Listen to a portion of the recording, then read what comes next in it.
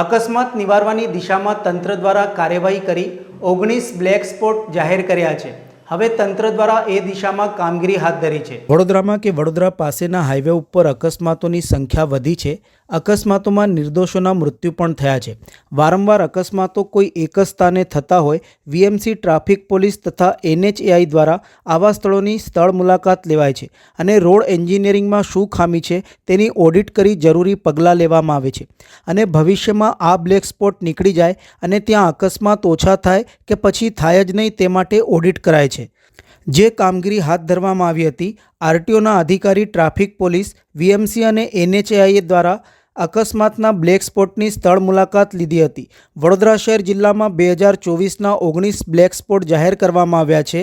2022થી 2024 એટલે કે 3 વર્ષમાં શહેરમાં અકોટા બ્રિજ ઉપર 5 અકસ્માતમાં 7ના મૃત્યુ, ફતેગંજ અને પંડ્યા બ્રિજ વચ્ચે 6 અકસ્માતમાં 3ના મૃત્યુ અને ડભોઈ 3 રસ્તા પર 8 અકસ્માતમાં 6ના મૃત્યુ નિપજ્યા છે। સાથે જ રાજવી ટાવર પાસે પણ અકસ્માત થયા છે। આમ શહેરના 4 સ્થળો બ્લેક સ્પોટમાં છે તથા હાઈવે ઉપર જામવા narrow bridge, APMC market, airport ચોકડી, કપુરાઈ ચોકડી, દેણા ચોકડી જેવા બ્લેક સ્પોટ છે। સમગ્ર કામગીરી મુદ્દે ટ્રાફિક પશ્ચિમ વિભાગના એસીપી ડીએમ વ્યાસે જણાવ્યું હતું। સાથે જ જણાવ્યું હતું કે ડીસીપી જ્યોતિ પટેલ દ્વારા હાઈવે ઓથોરિટીને બોલાવી અકસ્માતની જગ્યાઓનું ઓડિટ કરાયું છે। સાથે જ એન્જિનિયરિંગમાં સુધારો વધારો કરવા વીએમસી અને NHAIની જરૂરી સૂચના આપવામાં આવી છે। તમામ સ્થળો ઉપર સંબંધિત વિભાગો કામગીરી કરી રહ્યા છે અને અકસ્માતો અટકે તેવા આયોજનો પણ કરવામાં આવી રહ્યા છે।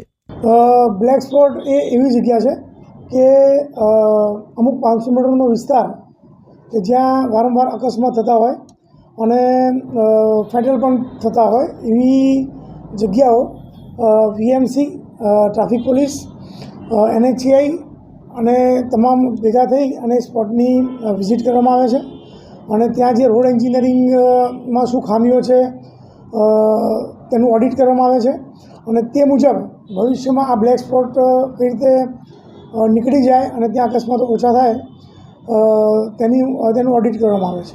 સાહેબ, ખાસ કરીને કુલ 19 સ્પોટ છે, કયા કયા મેઇન સ્પોટ છે?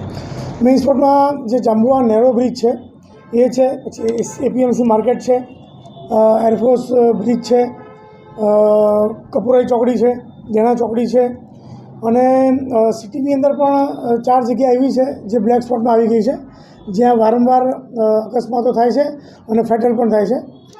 એમાં એક જગ્યા છે ડભોઈ 3 રસ્તા અને બીજી છે અકોટા જે સોલાર બ્રિજ છે, અકોટા બ્રિજ, પછી એક રાજવી ટાવર છે અને ફતેગંજ પંડ્યા બ્રિજની વચ્ચેનો જે ભાગ છે।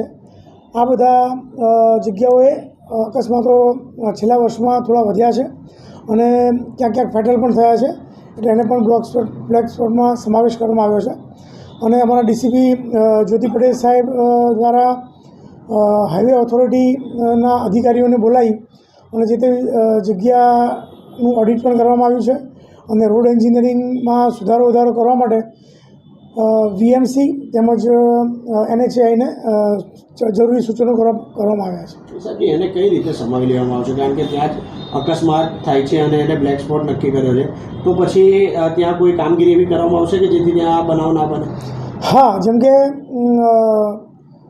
ફતેગંજ અને પંડ્યા બ્રિજની વચ્ચેનો જે રસ્તો છે એ એટલો પહોળો હોવા છતાં ત્યાં એક્સિડન્ટ થાય છે કારણ કે પંડ્યા બ્રિજથી નીચે આવતો ટ્રાફિક, ઉપરથી આવતો ટ્રાફિક અને ત્યાંથી ફતેગંજ બ્રિજથી નીચે એસટી બસ સ્ટેન્ડ તરફ વળે છે એનો ટ્રાફિક, પોલિટેકનિક તરફ આવતો સર્વિસ રોડનો ટ્રાફિક, ઉપરથી આવતો ટ્રાફિક એ જે મર્જ થાય છે, ભેગો થાય છે, એવી પરિસ્થિતિમાં આ અકસ્માતો થતા હોય છે। એટલે એનું ઓડિટ કરી અને જરૂરી બોલાર્ડ્સ લગાવવા, જરૂરી ડિઝાઇન કરવી, જ્યાં પિચિંગ કરવાનું છે, રોડ સરખા કરવાના છે, જ્યાં પટ્ટા મારવાના છે, એ તમામ જાતની વિગતો વીએમસીને રિપોર્ટ દ્વારા મોકલી આપવાની છે અને એના આધારે એનું જે રોડ ઓડિટ પ્રમાણેનું કાર્યવાહી થશે તો આગામી સમયમાં એના અકસ્માતો ઘટશે એવું મારું માનવું છે।